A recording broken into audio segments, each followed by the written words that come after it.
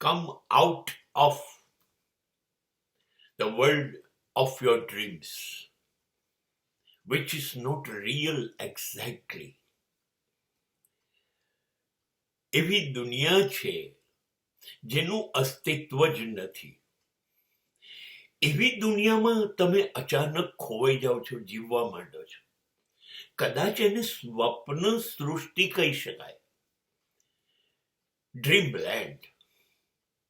હા, પણ એ જ્યાં સુધી સ્વપ્ન જોઈએ છે, કલ્પનાઓ, તરંગો, ત્યાં સુધી બહુ જ સારું લાગે છે.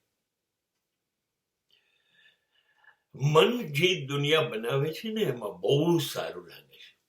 પણ જેવા આ દુનિયામાં વાસ્તવિકતામાં આવીએ છે ત્યારે રિયાલિટી ખબર પડે છે.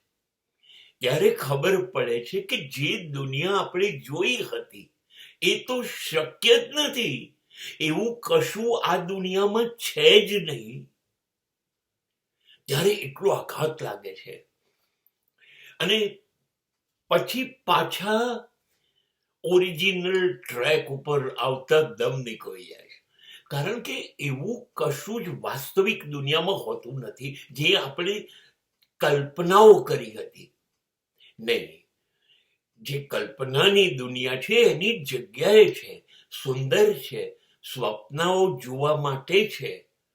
પણ વાસ્તવિકતામાં એ કલ્પનાને સિદ્ધ કરવી, સાકાર કરવી બહુ જ મુશ્કેલ છે. માટે સ્વપ્નની દુનિયામાંથી ઝડપથી પાછા વાસ્તવિક દુનિયામાં આવી જવું જોઈએ.